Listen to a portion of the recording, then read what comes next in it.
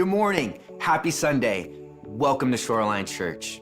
Whether you're watching online or from Church at AJ's or from Church at Crab Island, sponsored by Splashboard Media, or if you're just making it over the bridge by the skin of your teeth because you want to be at Shoreline on location in Destin, we're so glad that you tuned in today.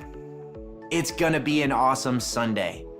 We're finishing up the final installment of Season 2 of our Vision series, Simply Irresistible. Here at Shoreline, we love to share who we are and what we value.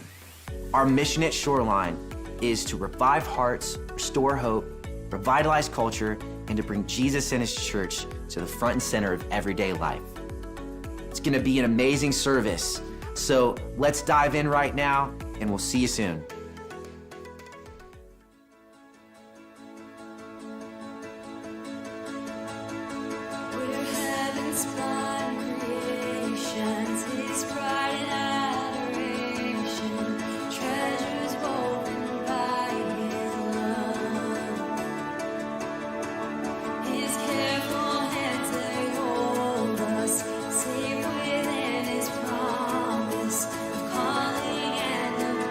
Destiny.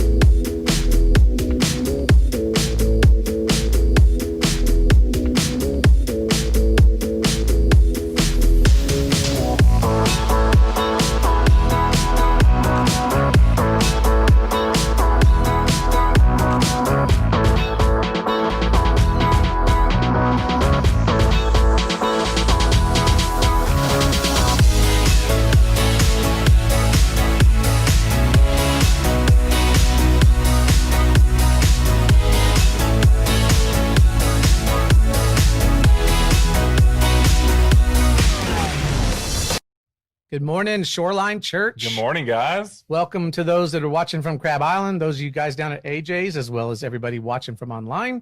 My name is Eric. I'm the founding pastor.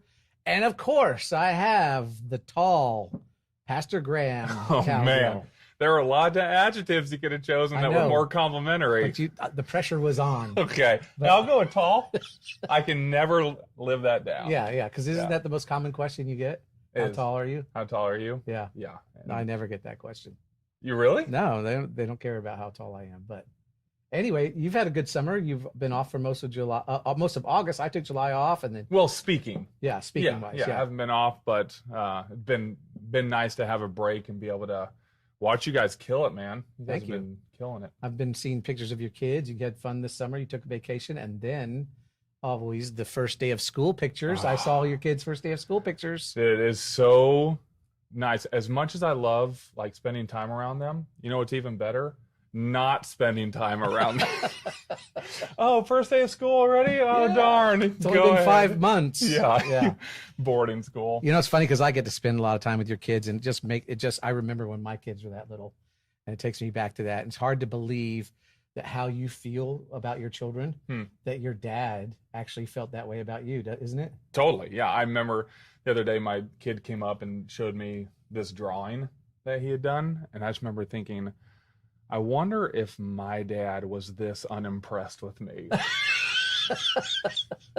Because they're like, that's an airplane. I was like, listen, kid, I've seen a lot of airplanes. This isn't even close. That's not an airplane. It doesn't even look like the very first airplane. Boy, I hope you're funny. Yeah. But it's really weird because you look at your kids, you know, when they're little. Yeah. And you think, God, did my dad really love me as much as I love them? In fact, I tell my kids, I used to tell them all the time, you will never know how much I love you until you have kids of your own. And my oldest son now actually has 3 kids, and he said to me one time, he goes, I get it now. Yeah. But you know what the hard part about is this, and this is what I pray about all the time. As much as I love them, and especially when they're little, they look so precious with their relationships. You know that there's going to be some bumps in their relationships in their future. Yeah. There's going to be bumps with each other in their relationship with each other. And I know they're going to have bumps in their relationship with me. And I look at them, and I'm sure you do the same thing, how they treat each other now. And you think it's so precious, but it's fragile. Right. Because I've seen this before. The very least little thing as they get older and become adults, and they won't be speaking to each other. Mm-hmm. I've seen it countless times in my family growing up. I've seen it with other families.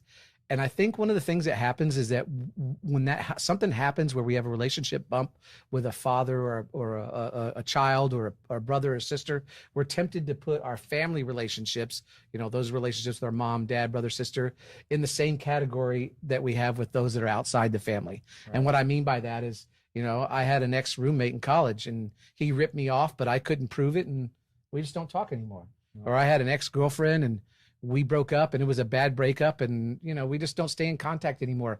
And so when the same thing happens with someone in our family, a brother, a sister, a mom or dad or kids, I'm tempted to put them in the same category. I'm tempted, you know, to put that relationship in the rearview mirror. Mm-hmm. But the problem is that's your son, and he will always be your son. Mm-hmm. And that's your daughter, and she will always be your daughter. Even though she married that guy that you don't like and they never call you anymore, she's still your daughter, you know? And those are still your grand stuff. And in spite of all the stuff that he said and she said, you didn't call me and you gave them this, there's still always, no matter how far the relationship gets apart, there's this desire to connect. Yeah. And that's why I look at my kids, and when they're young, especially, you know, my kids are adults now, but when they're younger, that's part of my prayer for them, is that wouldn't happen to them, because I know how fragile permanent relationships can be. That's a good word, that idea of fragile. And I think that when things are fragile, that means that we need to take an extra level of intention. Yeah. Right. And that's across the board. Anything. Take just social media, like anything that's fragile, be intentional with that. And so the reason we're talking about this today, we've been in the series, actually it's the last week that we're doing in this series, called Simply Irresistible. So every week we have a church-wide series that goes through the year that we kind of keep revisiting throughout the year. And it's really why we do what we do as a church. This one is kind of morphed into following the life of David, because we have something called SOAP. If you haven't downloaded the Shoreline app, make sure you do that. At the bottom, you'll see this thing that says SOAP. And it's something that everyone, hopefully, in our church that we get to do every morning. Here's what it stands for. The S stands for scripture, meaning that there's a passage we get to read. Then the O stands for observation, just what do you see inside of this? The A stands for application, meaning, hey, just read this thing and think about how this could affect your life today. Yeah. And then finally P is prayer. Yeah. So we want it to be this like spoon-fed just time that you get to spend with God. Well, in our SOAP readings, we have been going through 2 Samuel. And so we kind of just like, oh, how cool would that be to coincide our messages with our SOAP reading? And so what we're looking at today, continuing on with the life of David, is David's relationships with his family. Yeah. You're going to find out very quickly. If you feel bad when we say family relationships, you're about to feel a lot better about yourself because everything in the Bible is just so radical. And you'll see the story today is so radical that you can't say, yeah, but you don't know my situation. Like, this is so much worse than whatever your situation is. But the other reason we wanted to do it is because this season for us, like the COVID season, I think has exposed a lot of things, and not just exposed, but accentuated. So if you have family problems before, this series is, or I'm sorry, this season has probably accentuated that. So our human reaction to things, you've heard this before, fight, flight, and freeze. Yep. Those are just like our animalistic reactions. See how that's been accentuated this past season. If you're a fight guy and you have tension with your family and that's there, you know, I'm going to lean into it and I'm going to make sure that this is okay. I'm sure that has heightened or accentuated during this time. Yeah. If you're a flight person and you're like, when things feel awkward, I'm out of there. I'm betting that you have isolated more in this season than ever before. It's accentuated. And then freeze just means being emotionally avoidant. And so what happens is when we are either fighting like crazy or we're bailing and isolating or we're just, you know, a shell of ourselves, we start to think, man, if these relationships are making me go to this place, is it worth it? That's right. Right? Like, this just feels so horrible. And so our encouragement today is, how do we take a step towards those things and actually see them as worth it? Yeah, because you could be tempted to put a son or a daughter or a parent or a brother or sister in the same category that I put my ex-college roommate or my ex-girlfriend, and it's a relationship that can be discarded. Now, the complexity of this is that not all pain in relationships, because we all have pain in relationships, but not all pain is the same. In other words, maybe you're the one who caused the pain. Maybe it's been years now and you have a new family, and now your exes and your kids have a new family.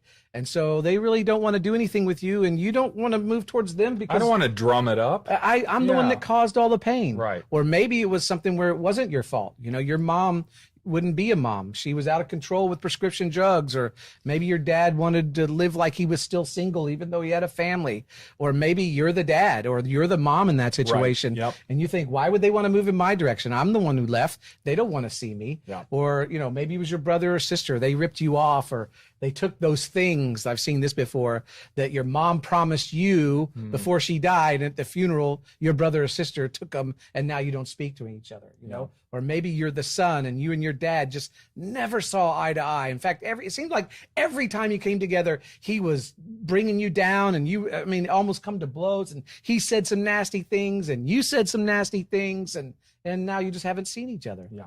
Well, we know that because we've experienced it, that probably the deepest wounds exist in our family relationships. And the deepest wounds exist in the relationships that we have the most desire for. Yeah. And so we know that there's shame inside of that for all of us, even if we were the one who was wronged.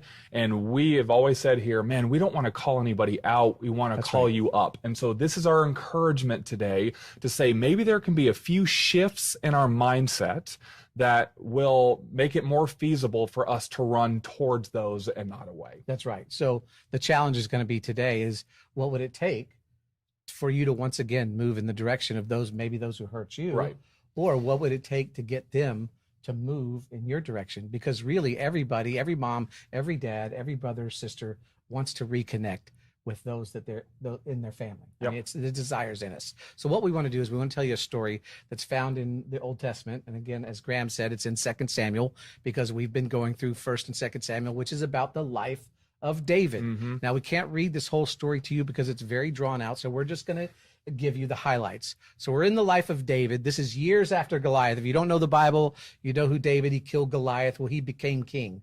Now he's older, more established. He's got a lot of wives. He's got a lot of children. So it's later on in the kingdom.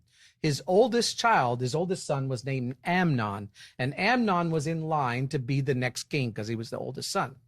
Now Amnon falls in love with his half sister. Now legally, awkward. Yes. I mean, this is maybe upper northern, no, in the south of Israel. I don't know. Crestview.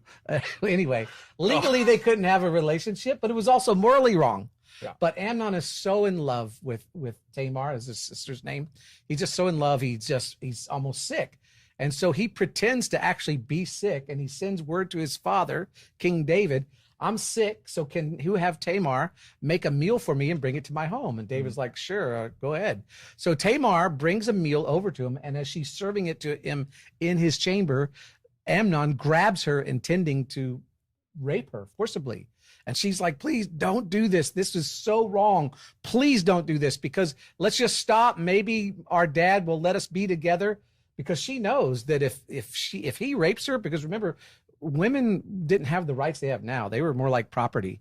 And if her life would be over, she would probably never marry. Her life would be destroyed. But Amnon is so full of lust and so full of this passion that he rapes her right there. And then afterwards, he has so much hatred for her. The Bible says that the hatred that he had for her was actually more intense than the love or the lust that he had for her. So he's just disgusted with her and throws her out of the house. Well, word gets around that Amnon raped his sister. And the hard part is that King David, their father, does nothing. Years go by, and Amnon is never charged. I mean, according to the law, he should have been executed for the rape of his sister. Well, Tamar has another brother named Absalom, and Absalom is furious. He is mad at Amnon for raping his sister, but he's also mad at his father for doing nothing about it. So he thinks, since dad won't do anything, I will. And he strategically waits for years. He waits 2 years and throws a party, and he invites all of his brothers and sisters and his father. And his father says, no, I can't go, because it'd be like inviting the president. It's too much of a security risk. And so he says, can I still have the party? And David's like, of course. So he throws this big party. Everyone's drinking and everyone's partying. And during the middle of this party, he gets up with this big fanfare and kills Amnon right in the front of all of his brothers and sisters. Which also kills the party pretty quick. Yeah, buzz gone right away. Done. Well, Amnon, all his brothers and sisters think that he's making a power play for the throne, like Game of Thrones thing. Oh, yeah, I'm just going to pick them off one by one. Yeah, well, first he took out the one that was actually in line to be in to the throne, and then what you're supposed to do is kill everybody else. So they all take off thinking that he's going to kill all of us. Well, word gets back to David. First, it gets back that all of his kids were killed, but then it gets back that no, just Amnon was killed. So Absalom flees and goes into exile, runs away to another city, just never comes back. And David, meanwhile, does nothing. And a year goes by, 2 years go by, 3 years go by, and Absalom is never punished. And that's actually where we're going to pick up the story. Yeah, right before we read this text, what you're about to see, which is crazy, is, like I said, as messed up as your family is, this probably hasn't happened, right? Yeah. And it's probably like, pinata? Oh, let me just kill this guy. But what is interesting is, despite the deceit, despite the murder, despite the, there even stuff you can't even talk about. Let's just call it dysfunction to the nth degree. Still, you're about to see that there is a desire by the dad to connect with the son, and a desire of the son to connect with the dad, even with all that going on. And I've thought there is an innate part of us that is created in us to connect with family. I remember, I was going to mention this earlier, but when my oldest son was going to be born, I was so terrified that I would look at my son and not feel something. Like I'd heard from everybody, oh, this light switch, or you know, like you just, and I was like, man, like I hope that's not broken in me. Like how terrifying that would be to look at your son and not feel. And sure enough, when he was born and I held him for the first time, it doesn't take much to make me cry, but you know, I was just a mess. And then I realized, oh, that switch is not up to me. Yeah. That is created in me. There's something with, we share DNA, you know, and like we're a family that God is like, that's not up to you. There's an innate thing in you that desires, despite all the dysfunction, to always. That's right. That's why you see someone who's a mass murderer and the mom is at the execution sobbing because it doesn't matter what he did. Yeah. That's still my son. Right. And it doesn't matter that Absalom killed his brother. David still loves him. And it doesn't matter that David, didn't do anything about it. Absalom still loves his dad. Yep. And so, basically what happens is years and years go by and Absalom and David never see each other. It's like 5 years. And Absalom's been living in another city.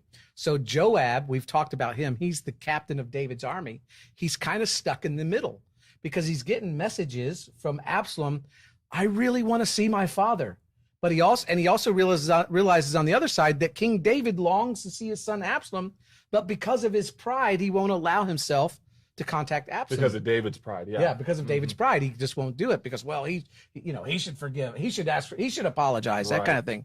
So Joab is stuck in the middle, so he tricks David. He comes up with a plan. He sends this woman in to see David, and this woman says, "Hey, listen, I've got a situation. Okay, I had 2 sons, and the youngest rose up and killed the oldest, and then he fled and is gone and is living somewhere else. But everyone wants to take his life, to execute him because of that."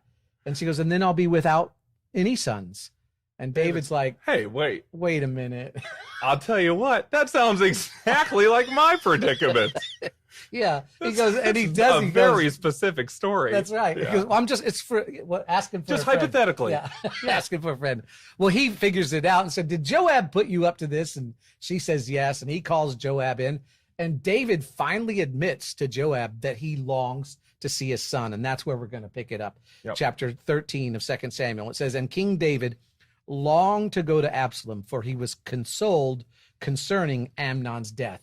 So David believes that he's moved past Amnon. Right. Yeah. And he wants to see. He thinks he's over it. Yeah. Yeah. And he really wants to see his son Absalom. Right. And can I just, before we get back into it, can I just tell you something, dads? It will be forever in your sons to want to somehow connect with you. That's no right. matter what you've done, no matter how bad of a father you think you were. And let me tell you something, sons. It will forever be in your fathers to somehow want to connect with you, no matter what you've done. But what we do is we do like David and Absalom. We keep the distance because we assume things about the past, because he said he never wanted to see me again. And he never apologized. And it's just so painful that we can't run towards it. But there's something in you, and there's something in me, and there's something in Graham that goes past the circumstances of the past, and it never goes away. That's the problem. And that's why it's worth trying to fix. So David sends Joab to talk to his son Absalom. And Absalom admits that he desperately misses his father. Yeah. In fact, he says, "Go tell my father that I would rather die than live like this." Yeah, apart from him. Yeah, so verse 33.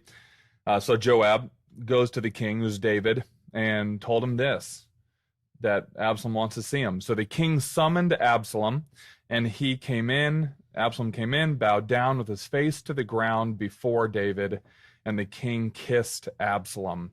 And you're thinking, oh, way to go. Isn't that nice? Ever after. All I have to like do a is fairy kiss the guy. I didn't know that. Yeah. The problem is that's it. That is all David does. And all you can do is speculate why that was it. But it was like the kiss, and then I'm sure Absalom was like, "Oh, here's the gateway to our relationship," but it stops as the kiss. And David doesn't take it further, doesn't know how to take it further. I don't know if he looks at Absalom and sees Amnon. Like, I don't know what the hang up is, but this was essentially the last time that they see each other. Ever. Yeah. Like that was it. And so same thing as in earlier, that passion that Absalom had, the excitement and the desire to see his dad, like, pivots into just fury. Like, he is so, and I don't know if he feels rejected or devalued, but here was this relationship that he had kept hope for, and all of a sudden those dreams are dashed and he is crushed and he's furious. I did want to camp here for a second because we were saying a few mindset shifts are necessary for us with the relationships, and I think here's one of them. There's a difference, two words, but it's important to differentiate the two. One is forgiveness, and the other is reconciliation, right? And here's the difference between the two. Forgiveness takes one person. Reconciliation requires both parties, okay? So I'm thinking of that tension that's in the relationships that you're in, and a lot of times we're trying to cover both bases at one time, but I want you to separate the two. First is forgiveness. You know, as well as we do, the monopolizing force of unforgiveness. It is the most toxic thing that you can possibly live with. It creates filters in your life. If you have unforgiveness against somebody for a situation or just against a person, you can't think of anything that they're associated with without being nauseous, right? Without just being furious. You know that it takes over. But we find that forgiveness only takes one person, and thank God. God says, forgiveness is supernatural, but if you will access me, I will give you this supernatural strength to forgive a person, and you don't even need them for it, which is really good news, because if somebody had wronged you and you had unforgiveness and then that person died and you didn't have them anymore, you would have to live with that toxic thing in your life for the rest of forever. But God says, no, I can do that work in you. Okay. You don't need the other person for forgiveness. Maybe you need that today, listening. That person that has wronged you, you don't need them to react a certain way. You don't even need an apology from them for you to live with forgiveness. The way that somebody else has wronged you does not have to have control over your life. God says you can have supernatural forgiveness for them. However, reconciliation takes both parties. Reconciliation is for both people to say, this relationship is worth me fighting for, is worth us healing together and growing together, but you can only do so much. The other person doesn't want to reconcile. There's only so much you can do, right?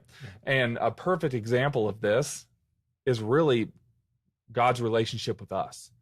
God says to us, I forgive you. In fact, there's a verse that says, your sins, your screw-ups are as far from you as the east is from the west. I completely forgive you. Okay, so that's not up to you. It's not whether, you say the right thing or do the right thing or you're perfect from now on. It's not up to you. I forgive you. But he also says reconciliation does require both parties. That's why we have soap every morning, is because we're like, we want to do our part to fight for time in this relationship that I can continue to heal and to grow in the middle of it. And so I wanted to encourage you to separate those things, because what Absalom screws up is he hasn't forgiven his dad, and he's thinking to himself, depending on how my dad reacts in this is whether or not I forgive him, rather than forgiving first and letting that be the foundation of reconciliation and the relationship moving forward. That's right. Yeah. And so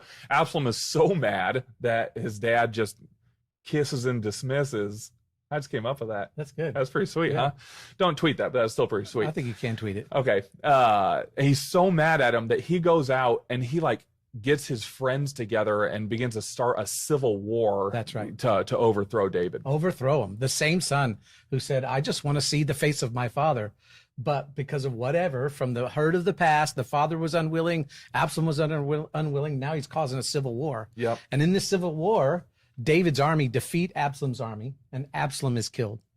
And word gets back that the day is won, but yes, your son was killed. And David mourns so loudly that the soldiers, when they're coming back into town, they creep back quietly like an army who'd been defeated rather than one that was victorious. Here's how it goes. It says, the king was shaken And he went up to the room over the gateway and wept. This is the gateway where the returning army would walk through. It says he went up to the gateway and wept. And as he went, he said, "Oh, my Absalom, my son Absalom, if only I had died instead of you. Oh, Absalom, my son, my son."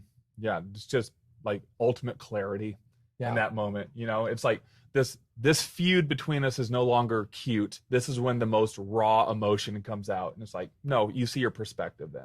It's where you get to this point where it's the point of no return. Right. There's nothing I can do. And now you just live with regret. Yeah. Now this was father and son, but it could as easily be a mother and daughter relationship who couldn't get past the past. And I read this all the time. This isn't an unfamiliar story to me, but the hard part is I see this all the time. I see it in other people. And in fact, my family was a family that held grudges. I remember when my parents got a divorce, and I lived with my mother and my two sisters and her mom. My grandmother lived next door to us.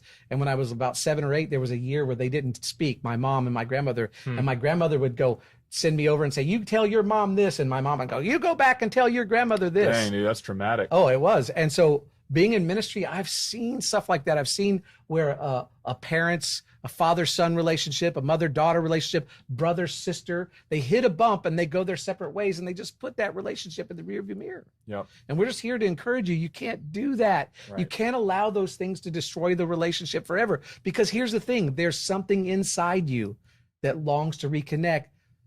But get this, there's something inside them, even though it doesn't seem like it. They just don't know what to do about it. Yeah. And there's so many stories like this. Yeah. And we're not going to pretend to know your family dynamics. And I'm sure that you're thinking to yourself, "Oh, Graham, if you knew my story, you wouldn't be saying this," which is why we wanted to use such a radical story, right? Just to say, dude, God is still speaking to you in the middle of this. But maybe some of you are like, I wasn't the one who was wronged. I was the person who wronged somebody, right? And there's no forgiveness for me. And I've reached out before. They won't even look at my texts, let alone reply, or, this thing is impossible. Or you are the one who's been wronged, and you're thinking to yourself, there's no more room in my life for hurt. I've been, my whole life has been overthrown by this person hurting me. Like, are you telling me to invite that back in? And so we want to say, no. We don't know that. But we don't know the role of reconciliation. But we do know is what God has called us to is to begin the foundation of forgiveness. That your motive for getting back together can ultimately be, man, I don't want that unforgiveness to rule my heart. And then we do believe that God is going to start giving you the necessary steps of how he wants the relationship to look. And that's important. And so I think the reason that we keep offering reconciliation, the reason why we keep pursuing those relationships, yes, because those relationships are important, but even more so, it's to remind ourselves of something. That's right. It is to remind ourselves how many times God has looked at us, and though we have spat in his face, though we have rejected his offer of relationship, though we have said no 1,000,000 times, on the 1,000,001st opportunity for God, he opens his arms and says, "Welcome home." And so when I look at somebody who's wronged me, or a relationship that has tension, and I continue to offer reconciliation, I'm reminded of the grace that God gives me. And it's because of that I continue to pursue those relationships. There's something interesting from the story earlier that we were telling. Remember when Joab sends that woman in to trick David? She says something really interesting. Look at this verse. It says, "Like water spilled on the ground, which cannot be recovered, so we must die. But that is not what God desires. Rather, he devises ways so that a banished person does not remain banished from him." Look at that. That's so powerful. God looks for ways to keep people from being banished. And this is a reflection of the New Testament. This is why Jesus came. This is why God sent his son, so that people wouldn't have to be banished from his presence. So he looks for ways to keep people from being banished, not only from him, but the people in your relationships that are banished in your life. He doesn't want them to be banished forever. He wants you to fight for those relationships just the same way that he fought for you. Yeah, he never gives up. And so our desire here is not to call people out, but it's to call people up. And we're just telling you that God fought for the relationship for you. And for some of you, if you don't know Jesus, I'm telling you, he's still fighting for that relationship. Good, but God looked for ways to reconnect with you. And I'm telling you, the regret that it takes, the humility that it takes to try to reconcile a relationship weighs so much less than the weight of regret. You never want to get to the end of your life and be like what David did. Oh, my son, I wish it had been me instead of you. Mm-hmm. And both of them said it. Both of them, Absalom and David, both said, I would rather be dead than to live without this reconnection. Now, hopefully somebody came to mind when we were talking to you, and you're smart people. That's why you're watching us. We're not going to tell you what you should do. You know in your heart. If someone came to mind, you know what you need to do. But hopefully you're going to decide right here today that, God, you fought for me to get me back. Now I'm going to fight to get them back. Not because I believe that the relationship will be won, but in the fighting, I will look like you. I will take on the character and the nature of my Heavenly Father. That's good, man. Would you pray us out? Yeah, please. Lord, again, there's a freedom not knowing people's situations and not knowing people's next steps, but knowing that you do. And so we just enter this open-handed. There's so many different first steps that you're calling us to, that we would just this next week say, would you speak loudly and give us the courage to take steps towards the things that we've been avoiding. Yes, it will be painful. Yes, it will take healing. Yes, it will take growth. But man, we declare those relationships worth it, and we will not give up on them, and we will fight for them, because you never give up on us, and you continue to fight for relationships with your broken children. We love you, and we thank you for your grace and patience in what may be the most difficult journey of our lives. Yes. In your precious name, amen. Amen. Hey, guys, thanks for tuning in. We're going to be back next week with a new series called Be Excellent. Hey, we even practiced that. We nailed it. See you guys next week. Wow, what a message. I think there's something in it for all of us to take away. You know, we're so glad that you tuned in, no matter where you're at. Because of you, we're making a difference in people's lives. Maybe your next step to making a difference is generosity.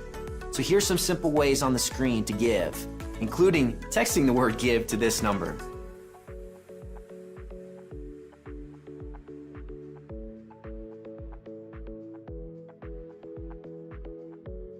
Thank you so much for your generosity and helping us to carry out the true mission, which is people. Well, hey, don't go anywhere too quickly. We still want to connect with you. Maybe you're watching from church online and you want some prayer. Please hit that live prayer button so our live host can reach out to you and pray with you right there on the spot. Same thing on Facebook. Maybe you're feeling like you want some prayer after hearing this message, or maybe you just need it in general. Well, type the word prayer in the comments, and again, a host is going to reach out to you, because there's no greater honor than to pray for you when you need it. If you're at church at AJ's, better stick around, because there's going to be some live music after this. Who knows, maybe a dance party will start. If you're at church at Crab Island, we know you're having a good time, so why don't you honk that horn and let us know it's true. And for everyone else, we want to make sure to connect with you throughout the week. So please follow us on social media and join in on all the fun. All right, guys, we had a great Sunday. We hope you did too. We can't wait to see what's next. So until next time, see you soon.